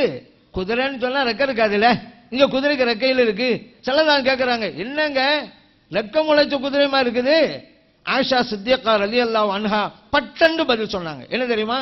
அமா சமிஅத்த யா ரசூலல்லாஹ் ஸல்லல்லாஹு அலைஹி வஸல்லம் அவர்களே, நீங்க கேள்விப்பட்டதில்லையா? சுலைமான் அலைஹிஸ்ஸலாம் அவர்களுக்கு குதிரை பட்டாளம் இருந்தது, அவைகளுக்கெல்லாம் ரெக்கைகள் உண்டு, நீங்க கேள்விப்பட்டதில்லை? நபியே நாம் ஸல்லல்லாஹு அலைஹி வஸல்லம் அவர்கள் வாய்விட்டு சிரித்தார்கள். கலைவாப்பற்கள் தெரிகின்ற அளவிற்கு வாய்விட்டு சிரித்தார்கள். ஏன்? ஆயிஷா சித்திகா ரலியல்லாஹு அன்ஹா அவர்களுடைய நுண்ணறிவின் திறனை வியந்து சிரித்தார்கள். நபியே நாம் ஸல்லல்லாஹு அலைஹி வஸல்லம் வாழ்க்கையில வாய்விட்டு சிரித்தது அப்படிங்கிறது மிக மிக குறைவு. புன் சிரிப்பு தான் அவருடைய வாழ்க்கையை. வாய்விட்டு சிரித்தது ஒரு சில கட்டங்களில் எண்ணப்பட்டிருக்கிறது. அப்படி எண்ணப்பட்ட இடங்களில் இதுவும் உண்டு. வாய்விட்டு சிரிச்சாங்க. ஏன் நபி நாம் ஸல்லல்லாஹு அலைஹி வஸல்லம் இந்த கேள்வியெல்லாம் கேட்கணும்? நல்லா தெரியுத, பொம்மை தான், குதிரையில் 2 ரெக்கை இருக்குன்னு தெரியுதுல. ஏன்? வெளியே போயிட்டு வீட்டுக்கு வந்தா மனைவியை கூப்பிடணும், பக்கத்தை உட்கார வைக்கணும், பேசணுங்க. அதெல்லாம் மனைவிமார்கள் எதிர்பார்ப்பாங்க. இயந்திர மாதிரி நடக்கக்கூடாது. அங்கே வர வேண்டியது, சாப்பிடணும், தூங்க வேண்டியது, எந்திரிச்சு போன வேலை, இப்படியே இருக்கக்கூடாது. கொஞ்சம் பேசணும். சரி, இதுல மனைவிமார்கள் ஒரு சில பேர் கொஞ்சம் உஷாரா இருப்பாங்க. அவங்க கொஞ்சம் அறிவுபூர்வமாக சிந்திப்பாங்க. பாவம் என்ன செய்வாங்க, வெளியிலே கஷ்டப்பட்டு வர்றாங்க, அதெல்லாம் வந்தோடனே தூங்கிடுறாங்க, வர போகிறாங்க, நமக்காக தானே கஷ்டப்படுறாங்க, நமக்காக தானே அவங்க உழைக்கிறதும் சம்பாதிக்க வெளியே போகிறாங்க. இப்படி சிந்திச்சுட்டா பிரச்சனை இல்லைங்க. ஆனால் இப்படி யாரா சிந்திச்சா அது விரைவிட்டு எண்ணிடலாம் பெண்களை. பெரும்பாலான பெண்கள் என்ன நினைப்பாங்க, என்ன வர்றாங்க போகிறாங்க, நம்மளை கூப்பிட்றதில்ல, ஒரு வார்த்தை பேசுறதில்ல அப்படின்னு நினச்சிக்கிட்டு நம்ம மேலே பிரியம் இல்லையோ அப்படின்னு நினைக்க ஆரம்பிச்சிருவாங்க. நம்ம மேல பிரியம் இல்லை போல தெரியுது, ஊருக்காக வேண்டிதான் நம்ம மனைவியா வச்சிருக்காங்க போல தெரியுது, பிரியம் இல்லை, பிரியம் தான் பேசியிருப்பாங்களே. இப்படி நினைத்து நினைத்து மனநோய் அவர்களுக்கு ஏற்பட்டும். அப்படி ஏற்படக்கூடாது. மனைவியின் எதிர்பார்ப்பு, நீங்க வீட்டுக்கு வந்தா அவங்களோட பேசணுங்கிறது தான், அதை நிறைவேற்றி கொடுங்கள் என்பதை நபிகள் நாம் ஸல்லல்லாஹு அலைஹி வஸல்லம் அவர்கள் எவ்வளவு அற்புதமா சொல்லி காட்டுறாங்க பாத்தீங்களா? இந்த விஷயத்துல தான் உண்மை நிலை தெரியாம நம்மள நிறைய பேர் இருக்கிறாங்க. எப்படின்னு சொன்னா, அந்த அறியாமை தானே. அறியாமைக்கு ஒரு உதாரணம் சொல்லுவாங்க. வெளிநாட்டிலேருந்து ஒரு கார் வந்துச்சுங்க, இறக்குமதி ஆனிச்சு நம்ம நாட்டில். நம்ம நாட்டில எல்லாம் காருக்கு இன்ஜின் வந்து ஃப்ரண்ட் சைடு முன்னால தான் இருக்கும். இறக்குமதியான அந்த காருக்கு இன்ஜின் வந்து பேக் சைடு பின்னால தான் இருந்துச்சு. இந்த மேட்டர் டிரைவருக்கு தெரியாது. ஓட்டிட்டு போறார் டிரைவர், உள்ளுக்கு முதலாளி இருக்கிறாரு. போயிட்டே இருக்கும்போது கார் ரிப்பேர் ஆகி போச்சு. இந்த டிரைவர் கீழே இறங்கினாரு, முன்பக்கமா போனாரு, டிக்கை திறந்து பார்த்தாரு, இன்ஜின் இல்லை. அப்ப சொல்றாரு, முதலாளி நம்ம கார் இன்ஜின் எவனோ திருடிட்டு போயிட்டான் அப்படின்றாரு. டே, கார் இன்ஜின் திருடி போயிட்டானா? திருடி போயிட்டா இவ்வளவு நேரம் எப்படியா ஓட்டிக்கிட்டு வந்த? இன்ஜின் பேக் சைடில் இருக்குல்ல, அந்த காரை ஓட்டிக்கிட்டே போறாரு டிரைவரு. போற வழியில ரிப்பேர் ஆகி போச்சு. டிரைவரு கீழே இறங்கினாரு, முன்பக்கமா போய் நம்ம நாட்டு பிரகாரம், நம்ம நாள் காரெல்லாம் இருக்குதுல்ல, அந்த பிரகாரம் முன்னால போய் டிக்கெட் திறந்து பார்த்தாரு, இன்ஜினை காணோம், இன்ஜின் இல்லை. அப்ப அவர் சொல்றாரு டிரைவர் உள்ளுக்கிற முதலையா பார்த்து, முதலாளி நம்ம கார் இன்ஜினை எவனோ திருடி போயிட்டான் அப்படின்றாரு. கொஞ்சம் இவ்வளவு திருடி போயிருந்தா இது வரைக்கும் எப்படி ஓட்டிட்டு வந்திருக்க முடியுங்கிற கூட அந்த ஆள் யோசிக்கல. அவர் நிலைமை அப்படி. உடனே முதலாளி கீழே இறங்கினாரு, பின்பக்கமா போனாரு, டிக்கெட் திறந்து பார்த்தாரு, அங்க இன்ஜின் இருக்குது. முதலாளி சொன்னாரு, டிரைவரே எவ்வளவு தேவையில்லை நினைக்கிற அளவுக்கு ஆகிப்போச்சு. முதலாளி சொல்றாரு டிரைவர்கிட்ட, வெளிநாட்டுக்காரன் தான், இப்படியெல்லாம் இன்ஜினை திருடு போன்னு சொல்லி தான் எக்ஸ்ட்ரா ஒரு இன்ஜினை பேக் சைடில் வச்சிருக்கான் அப்படின்னா அந்த ஆளு. இப்படி ஒவ்வொரு ஆளுவனும் அறியாமையில போட்டு போடுவது இருக்கிறது அல்லவா? இதே அறியாமை குடும்ப வாழ்க்கையிலும் கணவன் மனைவிட்டே இருக்குது. அதனாலதான் சொர்க்கமாக இருக்க வேண்டிய குடும்பங்கள் எல்லாம் நரகமாக ஆகக்கூடிய ஒரு சூழ்நிலை சில குடும்பங்களில் அப்படி ஏற்பட்டு விடுகிறது. காரணம், இருவரில் ஒருவர் மற்றவரை புரியாமல் இருப்பதுதான். அந்த திருமணத்துக்கு துவா செய்யறோம், அந்த துவாவை கூட இன்னைக்கு சில பேர் அந்த துவாலும் கிடையாது, அல்லாம அல்லி பயணமானு ஓதுவாங்க, நீங்களாம் கேள்விப்பட்டிருப்பீங்க. இறைவனை ஆதம் அலைஹிஸ்ஸலாம் ஹவ்வா அலைஹிஸ்ஸலாமையும் அல்லாஹ் தஆலா எப்படி பாசத்தோட வாழ வச்சான் அதை அங்க குறிப்பிட்டு காட்டுவாங்க அந்த துவாவுல. இறைவனை ஆதம் அலைஹிஸ்ஸலாம் ஹவ்வா அலைஹிஸ்ஸலாம் ரெண்டு பேரையும் பாசத்தோடு வாழ வச்ச அந்த மாதிரி மணமக்களையும் பாசத்தோடும் நேசத்தோடும் வாழ வைப்பாயாக. அதுபோல ஒவ்வொரு நபியா சொல்லிக்கிட்டே வருவாங்க. இப்ராஹிம் அலைஹிஸ்ஸலாம், ஹாஜர் அலைஹிஸ்ஸலாம், யூசுப் அலைஹிஸ்ஸலாம், ஜலீஹா அலைஹிஸ்ஸலாம், இதெல்லாம் சொல்லிக்கிட்டே வந்தாக்கா இது என்ன நீங்க இதெல்லாம் பித்ஆத்து. பொதுவா பித்ஆத்துனா என்னன்னே தெரியறதில்ல. பித்ஆத்துவாத கூட்டம் அந்த கூட்டம் வஹாபித்து கூட்டம், அதை முதல்ல நினைவில் வைக்கணும். பித்ஆத்துண்டா நபிகள் ஸல்லல்லாஹு அலைஹி வஸல்லம் காலத்தே இல்லாதது தான். அது எல்லாம் இன்னைக்கு இந்த கூட்டத்தை தான் இருக்குது. இறைவனுக்கு உருவம் உண்டு அப்படிங்கிற பித்ஆத்தான கருத்தை இந்த சமூகத்துக்கு நுழைச்சவங்க இந்த வஹாபிகள் தான். குர்ஆனிலே எழுத்துப்பிழை இருக்கிறது என்கிற அந்த பித்ஆத்தான கருத்தை நுழைச்சவங்க அந்த வஹாபிகள் தான். பெண்களை போராட்டம் ஆர்ப்பாட்டங்க பேரில் அந்த நடு ரோட்ல நிப்பாட்டி வச்சாங்கல்ல, அப்படிப்பட்ட ஒரு பித்ஆத்தை நுழைத்தவர்கள் இந்த வஹாபிகள் தான். திடல் தொழுகை என்று பேர் வச்சாங்கல்ல ஒரு தொழுகைக்கு. ஆச்சரியமா போச்சு. என்னன்னா தராவி தொழுகை இல்லைன்ட்டாங்க, தஸ்பீ தொழுகை இல்லைன்ட்டாங்க, புதுசா ஒரு தொழுகையை புகுத்துறாங்க, திடல் தொழுகை. தராவி தொழுகை ஹதீஸ்ல இருக்குது, அது இல்லையா? தஸ்பீ தொழுகை ஹதீஸ்ல இருக்கிறது, அந்த தொழுகை இல்லையா? திடல் தொழுகைன்னு ஒரு தொழுகை கிடையாது, அதை போய் திடல் தொழுகையா? என்னன்னு கேட்டா திடல்ல தொழுகிறோம்ல அதுதான், அது திடலில் தொழுகைன்னு சொல்லுப்பா. என்ன திடல் தொழுகை?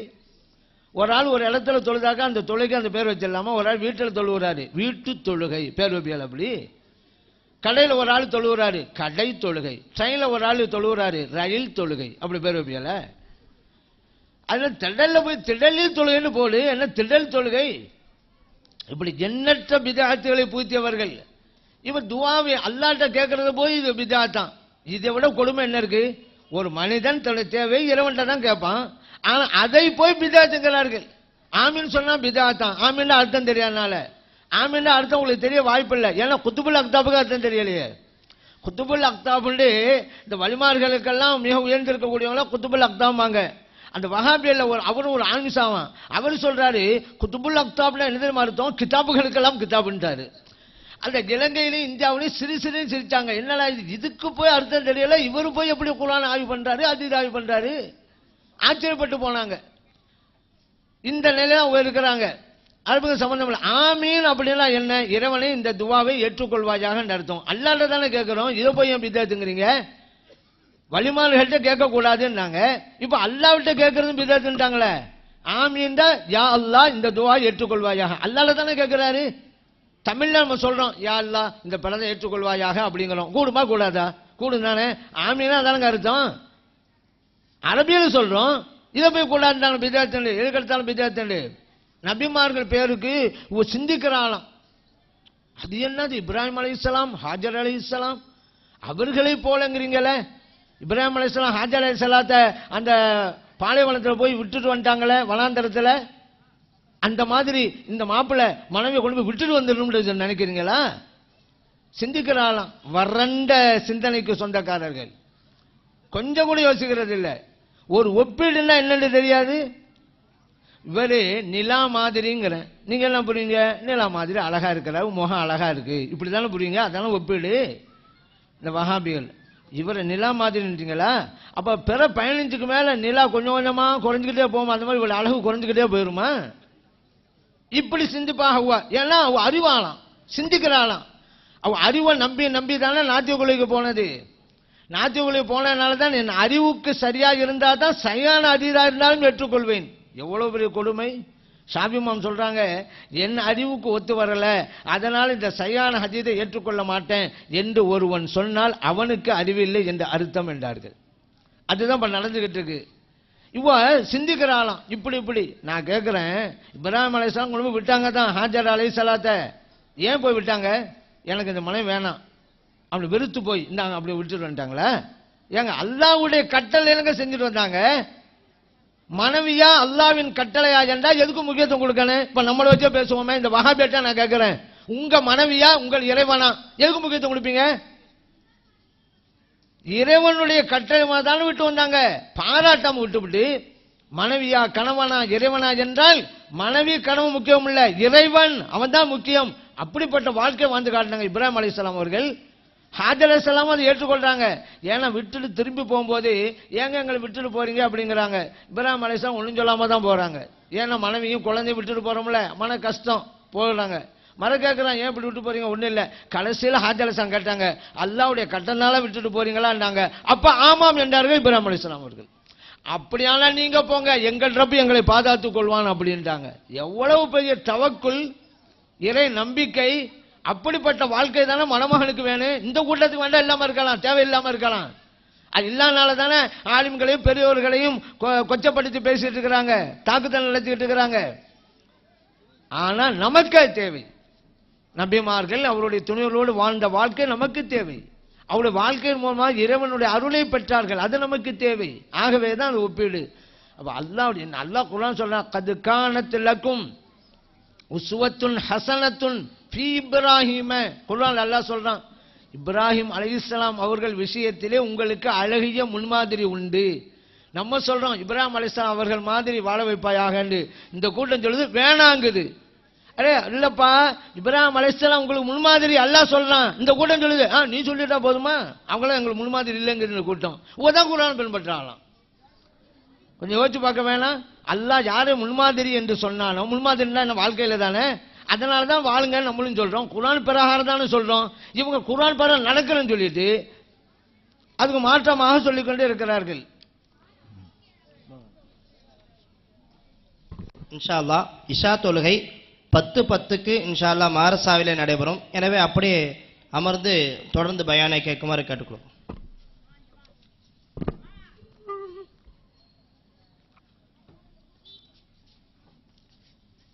அதே போல யூசுப் ஜலீஹா, யூசுப் அலைஹிஸ்ஸலாம் அவங்களுடைய மனைவியார் ஜலீஹா, இந்த ரெண்டு வார்த்தையும் சொல்லுவாங்க துஆல. உடனே அது எப்படி ஜலீஹா சொல்லலாம்? அவங்க நடத்த சரியில்லாங்கச்சே, இந்த வார்த்தையை சொல்லலாமா? எவ்வளவு ஒரு புனிதமான ஒரு பெண்மணி, அல்லாஹ் புகழ்ந்து பேசுறான் குர்ஆனில்.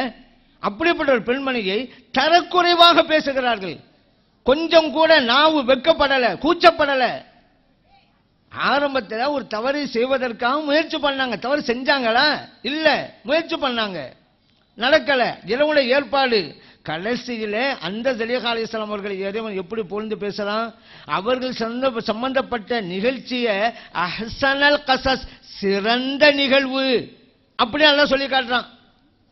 குர்ஆன்ல எத்தனையோ நிகழ்ச்சிகள் இருக்குது, எத்தனை வரலாறுகள். ஆனால் சிறந்த வரலாறு என்று இறைவன் அடையாளம் காட்டியது யூசுப் அலைஹிஸ்ஸலாம், ஜலீஹா அலைஹிஸ்ஸலாம் இவர்களுடைய நிகழ்ச்சியை தான். அந்த ஜலீஹா அலைஹிஸ்ஸலாம் கடைசியில் என்ன சொன்னாங்க? அல்லாஹ் குர்ஆன் சொல்லி காட்டுறானே, அல் ஆன் ஹஸ்ஸல் ஹக்கு, இன்றைக்கு சத்தியம் வெளிப்பட்டு விட்டது. அன ராவத்துஹு அன் நஃப்ஸி, அவர்களை நான் தான் தவறாக அழைத்தேன். இன்னஹு லமின ஸாதிகீன், அவர்கள் உண்மையாளர், அவர் நல்லவர். தவறாக அழைத்தது நான் தான். இன்றைக்கு சத்தியம் வெளிப்பட்டு விட்டது, இதுதான் உண்மை அப்படின்னு சொல்லிட்டு எல்லாம் குர்ஆன்ல இருக்கு. வமா உபர்ரிஉ நஃப்ஸி, நான் நிரபராதி என்று சொல்ல மாட்டேன். நல்லவங்க எவ்வளவு நல்லவங்க சொல்றாங்க. இன்ன நஃப்ஸல அம்மாரத்தும் பிசு, காரணம் நஃப்ஸி தீயதை செய் என்று ஏவிக்கிட்டு தான் இருக்கும். இல்லாமா ரஹ்ம ரப்பி, என் ரப்பு யாருக்கு அருள் செய்தானோ அவங்களை தவிர. இன்ன ரப்பி கஃபூருர் ரஹீம், என் ரப்பு மன்னிப்பாளன் அன்பாளன். சொன்னதெல்லாம் ஜலீஹா அலைஹிஸ்ஸலாங்க. ஒரு சில பேர் விளக்கம் கொடுப்பாங்க, இது யூசுப் அலைஹிஸ்ஸலாம் சொன்னது என்று. யூசுப் அலைஹிஸ்ஸலாம் அந்த நிகழ்ச்சி போது இல்லவே இல்லை. ஏன்னா இந்த ஆயத்துக்கு பிறகுதான் வருது. வகாலல் மலிகு தூணி பிஹி, மன்னர் சொல்றாரு சிறையில் இருக்கிற யூசுப் அலைஹிஸ்ஸலாம் கூட்டிட்டு வாங்கன்னு அப்பதான் சொல்றாரு. பின்னால தான் அது வருது. இந்த நிகழ்ச்சி போது யூசுப் அலைஹிஸ்ஸலாம் இல்லை. நீங்க முன்னு உள்ளான அந்த தொடரை பார்த்தீங்களா, ஜலீஹா அலைஹிஸ்ஸலாம் தான். எவ்வளவு அழகான வார்த்தை, என் ரப்பு ரஹீம், என் ரப்பு கஃபூர் அப்படிங்கிறாங்க. அவர் சொன்ன அல்லாஹ் குர்ஆன்ல சொல்லி காட்டுறான். அப்படிப்பட்ட ஒரு நல்ல பெண்மணியை பார்த்து கொச்சைப்படுத்துகிறது இந்த கூட்டம். தவறு செய்ய நினைச்சாங்க, தவறு செய்ய நினைச்சிட்டாலே காலமெல்லாம் அப்படிதானே. நான் கேட்கிறேன், உமர் ரலியல்லாஹு அன்ஹு நபி நாம் ஸல்லல்லாஹு அலைஹி வஸல்லம் அவர்கள் கொல்வதற்காக தான் வந்தாங்க. கடைசியா அவங்க நிலை என்ன? கலீஃபா ஆயிட்டாங்கல்ல, சொர்க்கத்து வாசி ஆயிட்டாங்கல்ல.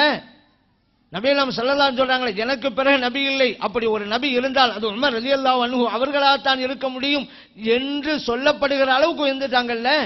அல்லாஹ்வே உமர் ரலியல்லாஹுடைய நாவிலிருந்து பேசுகிறான் என்று ஸல்லல்லாஹு அலைஹி வஸல்லம் அவர்கள் அடையாளம் காட்டுகிற அளவிற்கு உமர் ரலியல்லாஹுடைய சிறப்பு உயர்ந்தது அல்லவா? இல்ல இல்ல, இவங்க கொலை செய்ய வந்தாங்கல்ல, ஆனா கடைசி வரைக்கும் அப்படியே தான் அப்படிம்பியலாப்ப. தவறு செய்ய முனைவது அதை அல்லாஹு தாலா செய்யாமல் தடுத்து விடுவது, பிறகு நல்லவராக மாறுதுங்கிறதெல்லாம் இருக்குதுல்ல. ஆனா இந்த கூட்டம் ஜலீஹாலிசால கொச்சப்படுத்தி நீ பேசிக்கிட்டே இருக்கிறாங்க. ஆனா நம்மவர்கள் அந்த யூசுப் ஜலீஹா வரும் பொழுதுதான் ஆமியான சத்தம் போட்டு சொல்றாங்க. இன்னும் சில அஜத்துமாரை நான் பார்த்திருக்கேன், யூசுப் ஜலீஹா இந்த 2 வார்த்தை வரும்போது 3 தடவைகள் கூறுவார்கள். இதை கூட நீ சொல்ற பார், நான் 3 தடவை சொல்றேன். அப்படி உள்ள ஆலிம்களும் இருக்கிறாங்க. இப்படி ஒப்பீடு தெரியாமல் அது இல்லை இது என்று சொல்லிக் கொண்டிருக்கிறார் இந்த கூட்டம். நம்ம ஒன்று சொன்னாக்க அவங்க ஒன்று சொல்றது சம்பந்தமே இல்லாம. காரணம் அறியாமை. ஒரு ஆசிரியர் மாணவர்கள்ட்ட ஒரு மாணவன் கேள்வி கேட்கிறாரு, டேய் முக்கணி என்றா என்னன்னு தெரியுமா அப்படின்றாரு. தெரியுமேன்டான். சொல்றா அப்படின்றாரு இவரு. அவன் சொன்னான் அகமது கனி, ஷாஜஹான் கனி, நாகூர் கனி அப்படின்ட்டான். அவன் தெருவில் இருக்கிற 3 கனியா சொல்லிவிட்டான். இதுல வேற அவன் சொல்றான் நான் பதில் சொல்லிவிட்டான்ல அப்படிங்கிறான். அந்த மாதிரி இந்த வஹாபிகள் சம்பந்தம் இல்லாம ஏதாவது சொல்லிவிட்டு நான் பதில் சொல்லிவிட்டோம், பதில் சொல்லி வாதத்தின் அப்படிதான் பதில் சொல்லிவிட்டோம், பதில் சொல்லிவிட்டோம். தாங்க பதில் சொல்லிவிட்டோம்னு சொன்னீங்க, பதில் சொன்னீங்களா?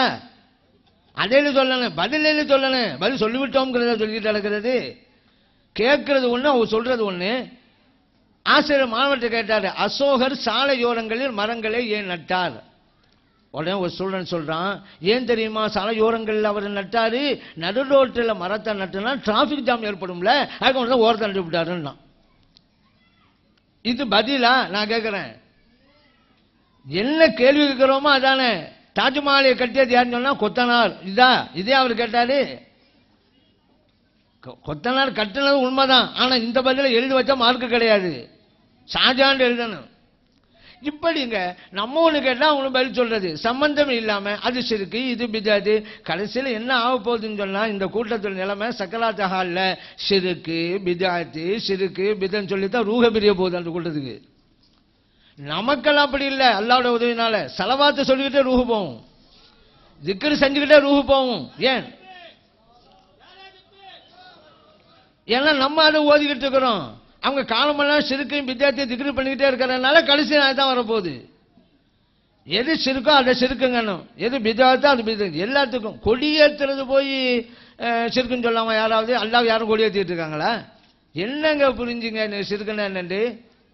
இந்த நிலையிலே தான் அவருடைய நிலைப்பாடு இருந்து கொண்டிருக்கிறது. நபிகள் நாம் ஸல்லல்லாஹு அலைஹி வஸல்லம் அவர்கள் கணவன் மனைவி எவ்வாறு வாழ வேண்டும் அப்படிங்கிறதுக்கு அற்புதமான அறிவுரைகளையும் சொல்லித் தருகிறார்கள். என்ன?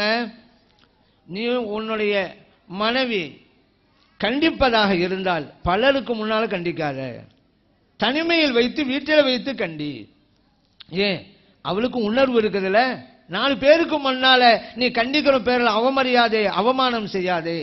ஏன் அந்த மனைவி நினைப்பாங்க, என் கணவர் எனக்கு சொல்லட்டுங்க அறிவுரையை, நான் கேட்டுக்கொள்றாங்க, அதுக்காக 4 பேருக்கு முன்னால எங்க சொல்லணும் நினைப்பாங்கல்ல. அந்த வேதனையை கொடுக்காது உன் மனைவிக்கு. சரி, உன் மனைவிக்கு நீ பிடிக்காத குணம் இருக்கலாம், அதனால வெறுக்காதப்பா. உனக்கு பிடித்த குணமும் இருக்கும்ல, அதை எண்ணி பார்த்து அவன் மேல பிரியவை. எப்படி சைக்காலஜி பாயிண்ட் பாருங்க. ஆனா இவன் அப்படி இல்லை, பிடிக்காத குணம் அதை மட்டுமே பார்த்துக்கிட்டு இப்படி இருக்கிறாங்களே இப்படியே நினைச்சுக்கிட்டே இருப்பான். உனக்கு பிடித்த குணமும் இருக்கும், அதை எண்ணிப்பாரு.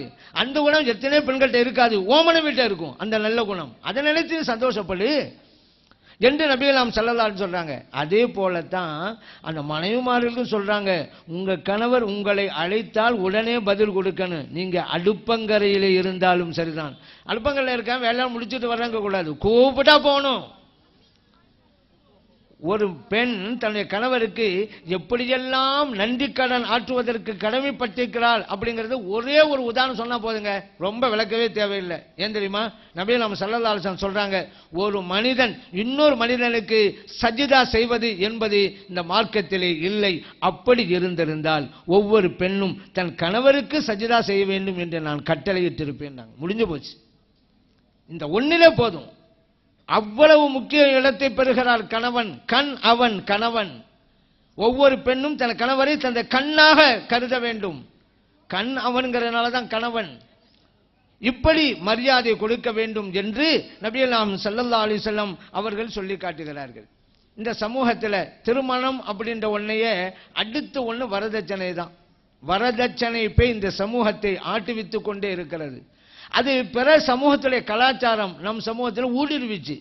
பன்முக சமுதாய மக்கள் இருக்கிற இடத்துல ஒரு சமூகத்தில் இருக்கக்கூடியது இன்னொரு சமூகத்தில் நுழையும்.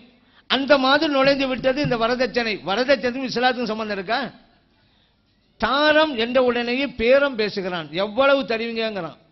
சுஃபியானு சௌரி ரஹ்மத்துல்லாஹி அலைஹி சொல்லி காட்டினாங்க, ஒரு பெண்ணை திருமணம் செய்து கொள்ள வேண்டும் என்று முடிவுக்கு வந்துவிட்ட ஒருவன் பெண்ணுக்கு என்ன கொடுக்கிறீர்கள் என்று கேட்டால் அவன் ஒரு பகல் திருடன் என்று நீங்கள் கணித்துக் கொள்ளுங்கள். பகல் திருடன். எவ்வளவுன்னு கேட்கிறான்? எல்லாம் இவனுக்கு கொடுக்கணும்.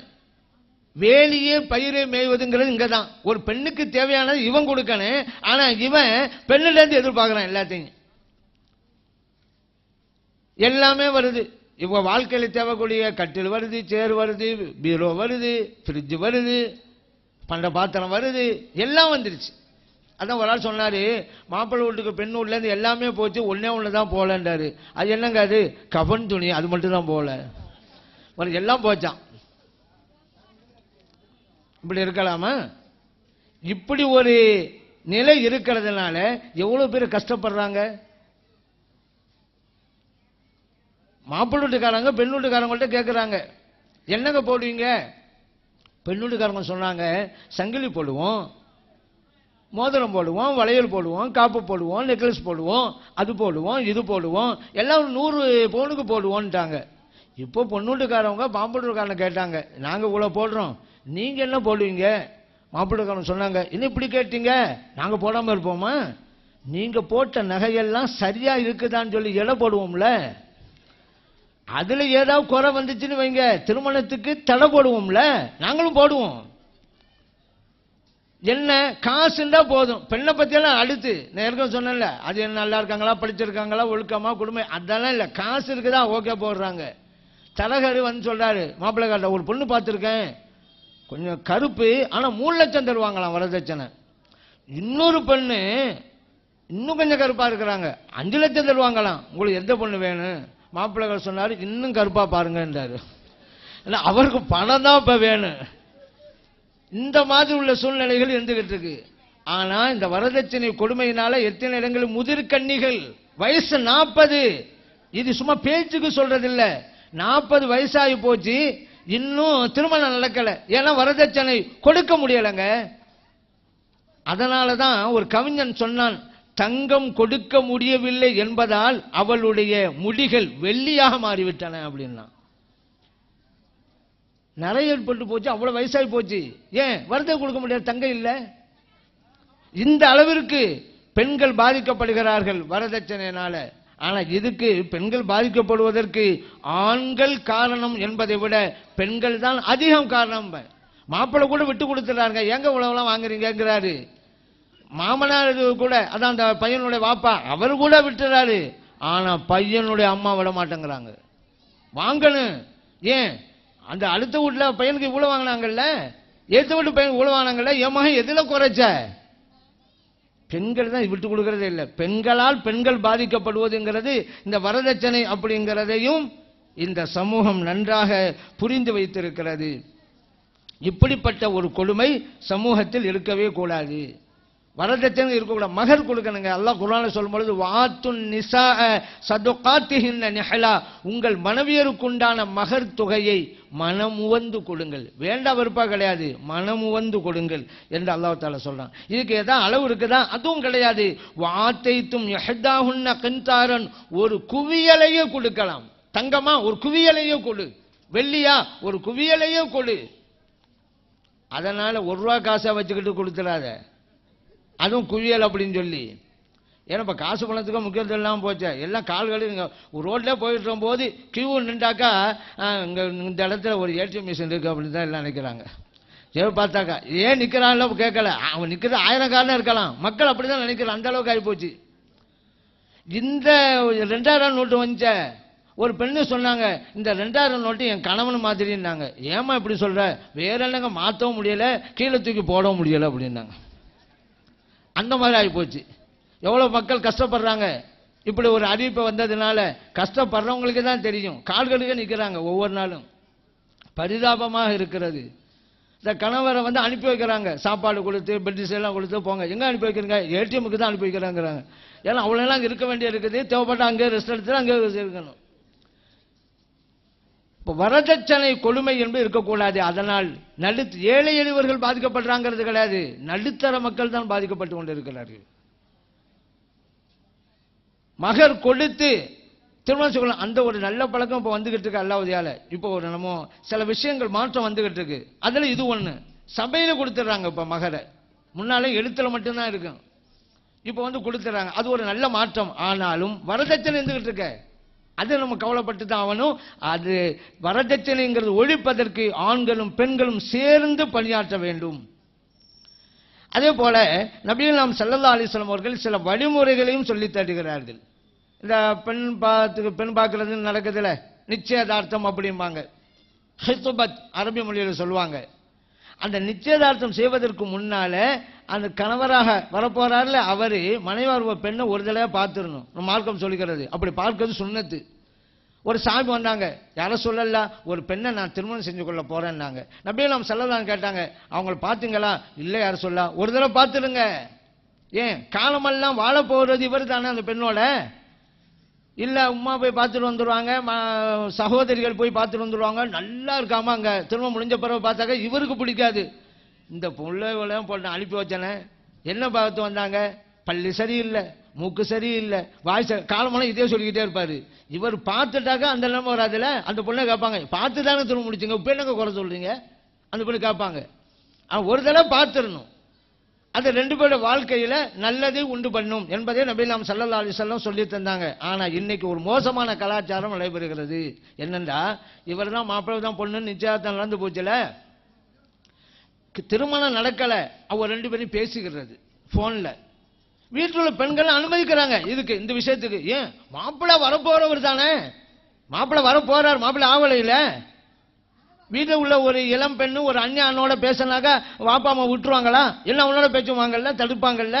எங்க இல்லை, இவன் மாப்பிள்ளை வரப்போற அந்நியான் தான் இவனு. திருமணம் நடந்தாதான் மாப்பிள்ளை. எத்தனை பேர் நிச்சயதார்த்தம் பண்ண பிறகு இப்போ போன்ல பேசின பிறகு திருமணம் விட்டு போச்சுல. ஏன் அதுக்கு ஏன் இந்த சிக்கல்? அதே போல பேசுறதுக்கு அனுமதி கொடுக்குறாங்க, போய் ஒரு வார்த்தை பேசிட்டு வாங்க அப்படின்ட்டு. இதுவெல்லாம் மார்க்கத்திலே கூடாது. நிச்சயதார்த்தம் நடந்தாலும் அந்நியான் தான். பேசுவதோ, தனிமையில் சந்திப்பதோ, வெளியில போவதோ இதுவெல்லாம் வரவே கூடாது. எல்லாம் திருமணத்துக்கு பிறகுதான். இது வேறு சமூகத்தில் இருக்கலாம், இஸ்லாத்தில் இது கூடாது.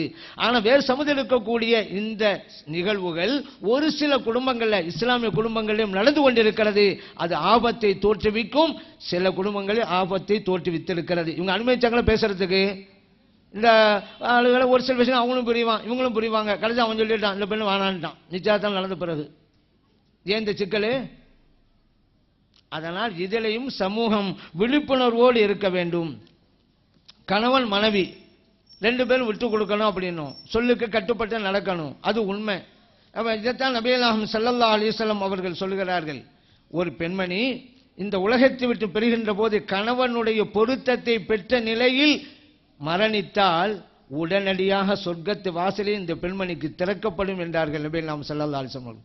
கணவனுடைய திருப்பொருத்தம், திருப்தி அது வேணும். நம்ம மேல 1000 குறைபாடுகளையும் வெறுப்பையும் அந்த கணவர் கொண்டிருக்கும் போது அதையெல்லாம் சம்பாதிச்சுட்டு இந்த உலகத்தை விட்டு போகக்கூடாது. பெண்கள் இந்த விஷயத்தில் மிக கவனமா இருக்கணும். ஆனா எத்தனையோ கணவன்மார்கள்லாம் மனைவி சொல்றப்பெல்லாம் கேட்டுதான் நடக்கிறாங்க இந்த காலத்துல. அப்படிதான் இருந்துட்டு இருக்கு. ஒரு மன்னர் ஒரு டெஸ்ட் வச்சாரு. நம்முடைய மக்கள், நம்ம நாட்டு மக்கள்ல மனைவிக்கு கட்டுப்பட்டு நடக்கக்கூடியவங்க இருக்கிறாங்களா, கட்டுப்படாதவங்க இருக்கிறாங்களா அப்படின்னு. அதனால என்ன செஞ்சாரு, குழுமி இருந்தவர்களுக்கு மத்தியில ஒரு அறிவிப்பை சொன்னாரு. உங்கள யாரெல்லாம் மனைவிக்கு கட்டுப்படாதவங்களோ அவங்கெல்லாம் என் இடது பக்கமா போங்க, யாரு மனைவிக்கு கட்டுப்பட்டு நடக்கிறீங்களோ அவங்கெல்லாம் வலது பக்கமா வாங்க. இப்போ இதில் அதிகமான பேர்கள் என்னன்னு சொன்னா மனைவிக்கு கட்டுப்பட்டு நடக்கிறோம் அப்படிங்கிற பக்கம் தான் போயிட்டாங்க. ஒரே ஒரு ஆள் தான் சொன்னாரு, நான் மனைவிக்கு கட்டுப்பட மாட்டேன், அவர் வந்துட்டாரு. ஏங்க நீ கட்டுப்பட்டு நடக்கிறது இல்லையா? பரவாயில்லையா, நல்ல வீரராவில் இருக்கிறீங்க. நீங்க வேறங்க, நான் புறப்பட்டு வரும்போதே மனைவி சொன்னாங்க நீங்க இந்த பக்கமா தான் இருக்குன்னு சொல்லி, அதனால நாங்கள் வந்துட்டோம் அப்படின்றாரு. இப்படி அதே போல் ஒரு ஆள் சொன்னாரு, என் மனைவி யார் தெரியுமா, நான் கிழித்த கோட்டை தாண்ட மாட்டாள். ஆச்சப்பட்டாங்க. அப்புறம் அவர் சொல்றாரு, ஆனா அந்த கோட்டை எங்க கிழிக்கணுங்கிறது எங்க மனைவி தான் சொல்லி தருவாங்க அப்படிங்கிறாரு.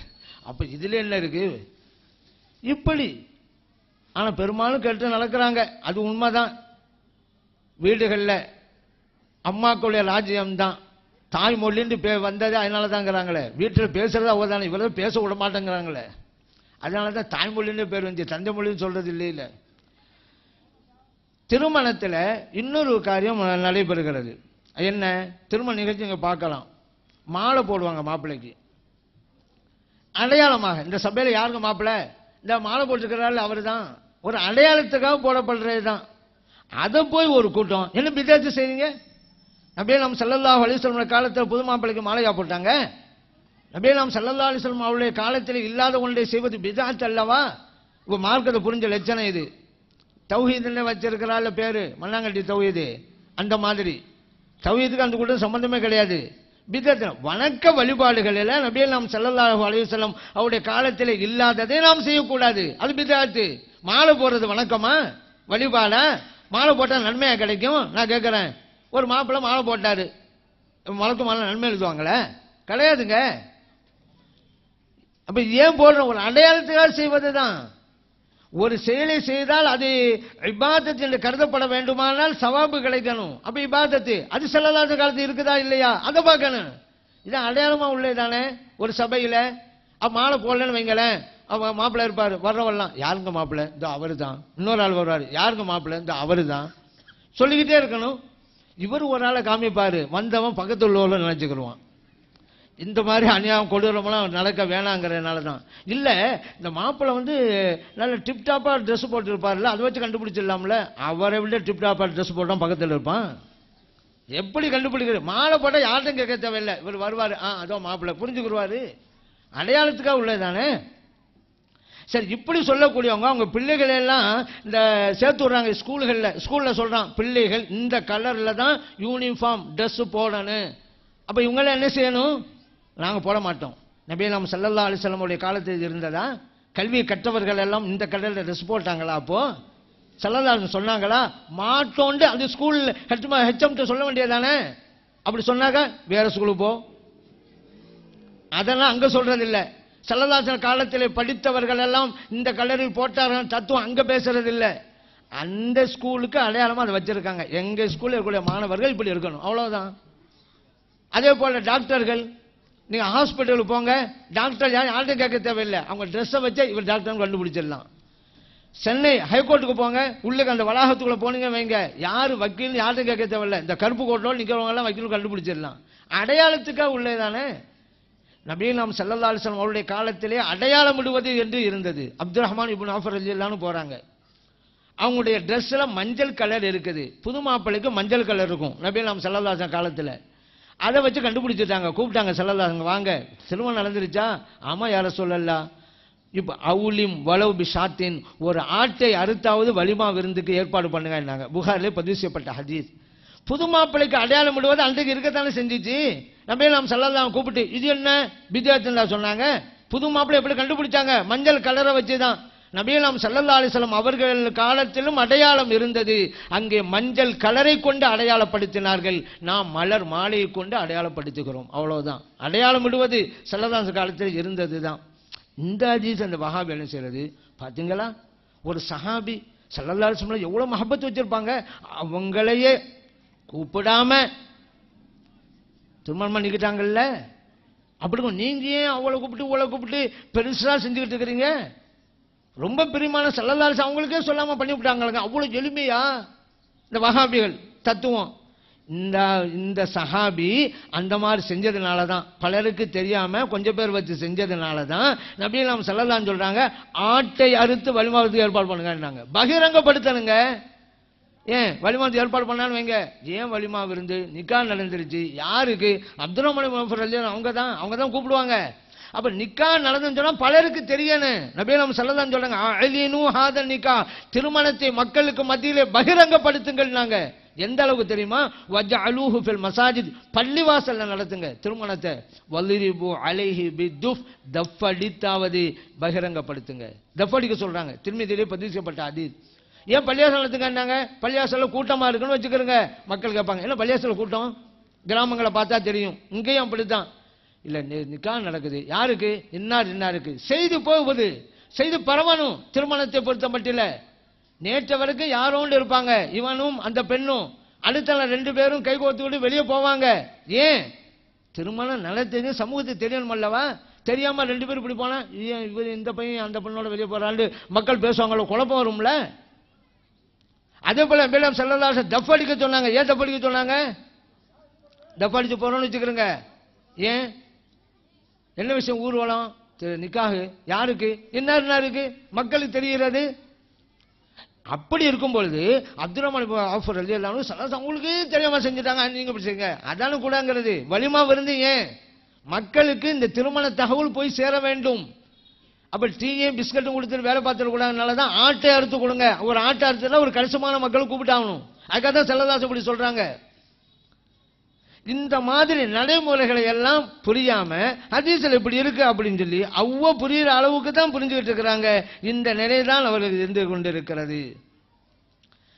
அவங்களுடைய நிலைமை அப்படி. ஒரு மனிதன் தான் எந்த நிலையில் இருக்கானோ அதை வச்சு தான் பிறரையும் இடம் போடுவான். மனிதனுடைய இயற்கை அது.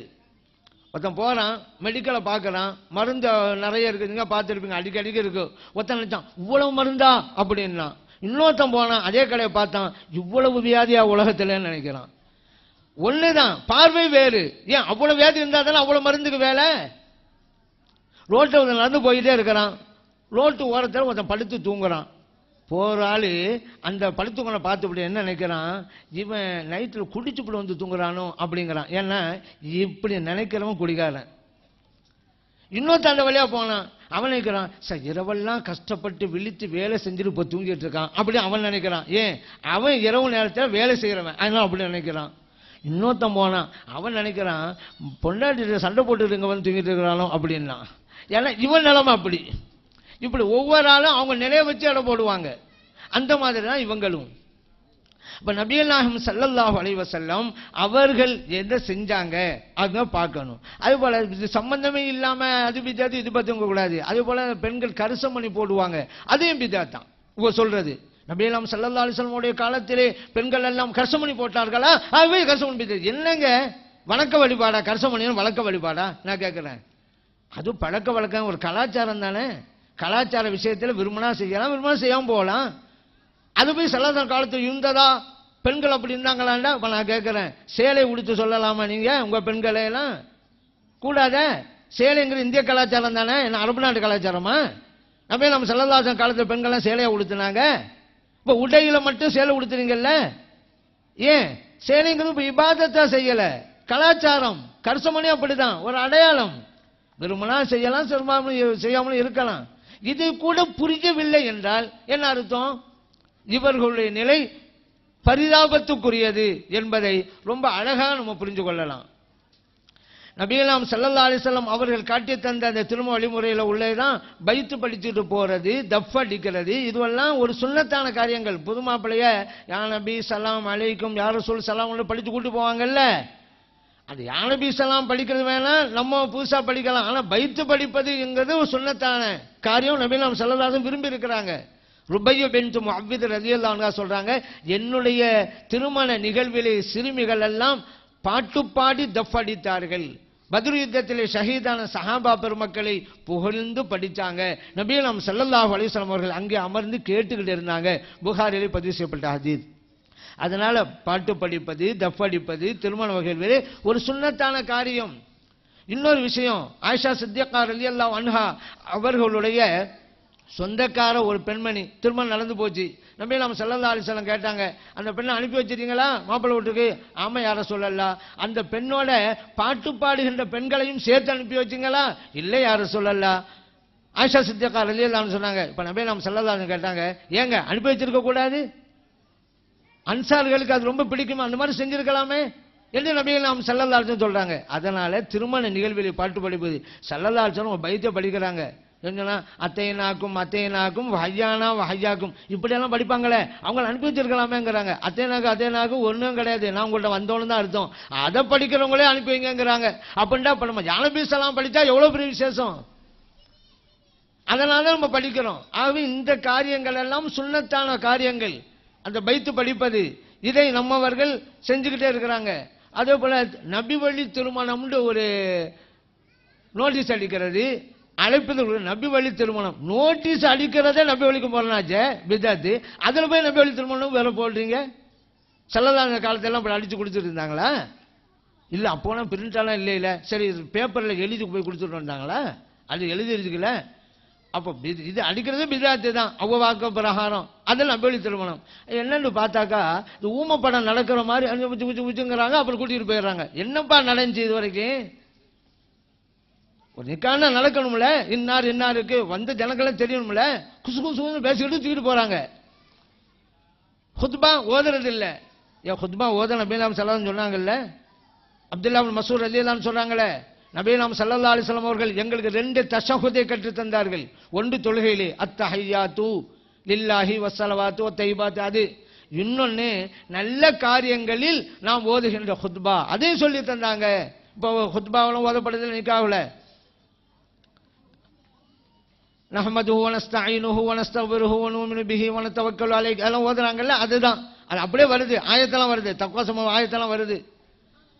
இந்த ஹதீஸ் திர்மிதியிலே, அபூதாவுதிலே, நசாயிலே, இப்னு மாஜாலே பதிவு செய்யப்பட்டிருக்கு. அந்த ஹுத்பா தான் ஓதப்படுகிறது. அப்துல்லா இப்னு மஸ்ஊத் ரலியல்லாஹு அன்ஹு சொல்றாங்க, நல்ல காரியம் உள்ளதுதான் நிக்காஹும் ஷரஹு சுன்னாவிலே பதிவு செய்யப்பட்டிருக்கிறது. அப்ப சுன்னத்தான காரியம் ஹுத்பா ஓதுறது, அதை நாம் செய்து கொண்டிருக்கிறோம். நபி வழி திருமணம் நடத்துவது நாம் தான். பித்அத் வழி திருமணம் நடத்துபவர்கள் வஹாபிகள். ஆனா அதற்கு போய் அப்படி பேர் வச்சிருக்காங்க நபி வழி திருமணம். அதிலேயே அல்லாஹ் தஆலா பல நசீப் அவங்களுக்கு இல்லைன்னு ஆக்கிவிட்டான். அதனால நபிகள் நாயகம் ஸல்லல்லாஹு அலைஹி வஸல்லம் அவர்கள் எந்தெந்த விஷயங்களுக்கு முன்மாதிரியாக இருந்தார்களோ குடும்ப வாழ்க்கையில அதை முன்மாதிரியாக கொண்டு ஒவ்வொருவரும் நடக்க வேண்டும். அப்பொழுது குடும்பம் நல்ல நிலையிலே இருக்கும். ஒருவருக்கொருவர் விட்டு கொடுக்கணும், ஒருவருக்கு புரிஞ்சு நடக்கணும். ஒண்ணு இல்லைங்க, நான் பொதுவாகவே சொல்வது, குடும்பம் நன்றாக இருக்கணுமா, மகிழ்ச்சியா இருக்கணுமா, பெரிய விஷயங்களை செய்ய தேவையில்லை. 2 சுலோகங்களை மனசுல வச்சுக்கிறங்க. அந்த 2 மட்டும் செய்யுங்க, பாருங்க குடும்பம் எப்படி இருக்கு. என்ன? விட்டு கொடுக்க வேண்டும், கட்டுப்பட வேண்டும். இந்த 2 தான். கணவன் மனைவிக்கு விட்டு கொடுக்கணும், மனைவி கணவனுக்கு கட்டுப்படணும். இந்த 2 ஒரு குடும்பத்தில் இருந்தா அந்த குடும்பம் நிச்சயமாக நல்ல குடும்பம், மகிழ்ச்சியான குடும்பம் என்பதில் சந்தேகமே கிடையாது.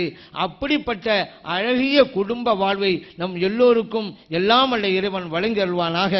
ஆமீன். வல்ஹம்துலில்லாஹி ரப்பில் ஆலமீன் என்று பிரார்த்தனை செய்து வாய்ப்பளித்த நல்லோர்களுக்கு நன்றி கூறி, அதே போல இந்த சிறப்பு மிக்க ஏற்பாடு செஞ்சாங்கல்ல இந்த இளைஞர்கள், அவர்களுக்கு குறிப்பாக நம்ம நன்றி சொல்லணும். ஏன்னா இந்த இளைஞர்கள் யார் தெரியுமா? ஒரு அறிஞர் சொன்னாரு, 100 இளைஞர்களை தாருங்கள், இந்த சமூகத்தையே மாற்றி காண்பிக்கிறேன். அந்த இளைஞர்களுக்கு கட்டுப்பட்டவர்கள் தான் கோரிப்பாளையம் சுன்னத் ஜமாத் பேரியக்க கிளை சார்ந்த இளைஞர்கள். அப்படிப்பட்ட ஒரு சாதனை செய்து காட்டியிருக்கிறார்கள். இளைஞர்கள் என்றால் இப்படித்தான் இருக்க வேண்டும். அவர்கள் படிக்கக்கூடிய மாணவர்கள் படிப்பினுடைய இப்படி ஒரு சிறந்த காரியத்தை செய்கிறார்கள் என்றால் அவர்களுடைய முயற்சியை இறைவன் ஏற்றுக்கொள்ள வேண்டும். அவர்களுடைய வாழ்க்கையை அல்லாஹு தஆலா மேலான வாழ்க்கை, முன்னேற்றமான வாழ்க்கை தரணும். பொருளாதாரத்திலையும் அதிக மேன்மையை எல்லாம் வல்ல இறைவன் அவர்களுக்கு வழங்கி அருள்வானாக. ஆமீன். வல்ஹம்துலில்லாஹி ரப்பில் ஆலமீன் என்று பிரார்த்தனை செய்து வாய்ப்பளித்த நல்லோர்களுக்கு நன்றி சொல்லி விடைபெறுகிறேன். அஸ்ஸலாமு அலைக்கும் வரஹ்மத்துல்லாஹி வபரகாத்துஹு. கனிமத்துல்லா ஹசரத் அவர்களுக்கு எம்எஸ் ஷேக் மதார் ஹசரத் அவர்கள் பொன்னாடை போத்தி சிறப்பிப்பார்கள். சுன்னத் ஜமாத் பேரியக்கத்தினுடைய மாநில செயலாளர் முகமது நாசர் பாய் அவர்களுக்கு எம்எஸ் ஷேக் மதார் ஹசரத் அவர்கள் பொன்னாடை போத்தி கௌரவிப்பார்கள்.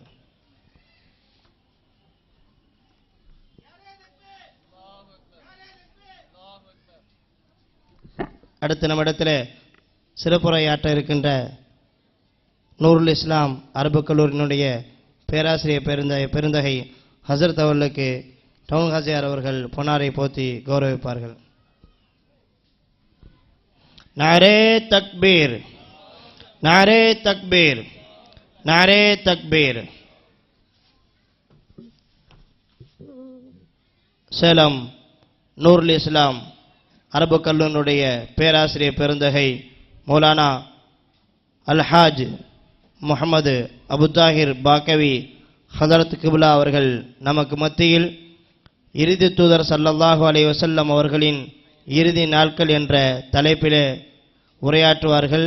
அல்லாஹ் ஜல்ல ஷானஹு வ தஆலா அவர்களின் பேச்சை நமது உள்ளத்தில் நிலைநிறுத்தி நமது வாழ்வின் பல மாற்றங்களை பெருமானார் ஸல்லல்லாஹு அலைஹி வஸல்லம் அவர்களின் அன்பை பெறும் தகும் வகையிலே அல்லாஹு தஆலா ஆக்கி வருவானாக.